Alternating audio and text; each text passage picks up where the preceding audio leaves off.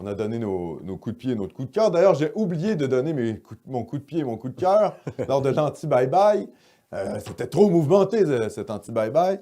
Alors, mon coup de pied, c'était Legault et son espèce de soumission à l'anglicisation généralisée, hein, cette trahison, nationale. Bon, on s'y attendait un peu, on savait que la CAQ était bleue en surface, rouge à l'intérieur. Mais disons que là, avec l'agrandissement de Dawson, McGill, etc., et le refus, la mise sur la touche de Jolin Barrette aussi, qui est le ministre le plus nationaliste de l'équipe Legault, on a compris que finalement, l'aspect identitaire était mis de côté et qu'on mettait de l'avant plutôt la banque, hein, les banquiers, Fitzgibbon, Girard et Dubé.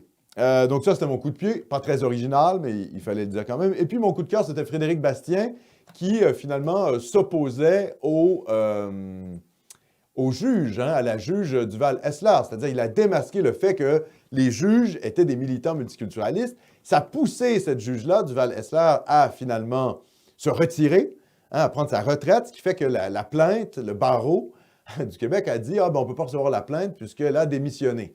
Donc, ça a quand même été une victoire pour Bastien, même si sa plainte a été rejetée, parce qu'il a fait en sorte que Duval-Essler a dû finalement démissionner. Enfin, elle a pris sa retraite, quoi.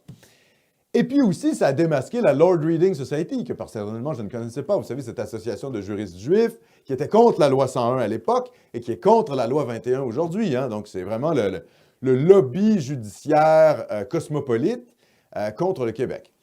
Donc, Bastien, c'était mon coup de cœur de l'année.